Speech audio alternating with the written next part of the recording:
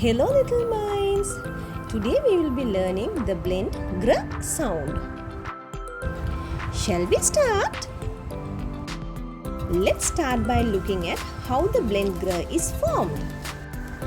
G and dr together forms gr sound. Now that you know the sound, let's start reading. Let's look at the first word. Green.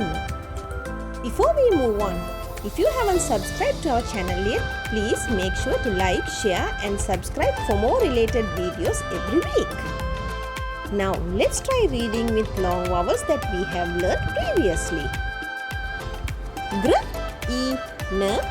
Green. Wonderful. Now let's try with another long vowel. Grape. Perfect. Now let's move to the next.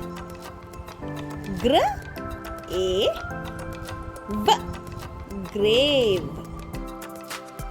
Let's try a different long vowel. Grain. Splendid. Let's move to the last word. Groom. So far you have been doing a great job.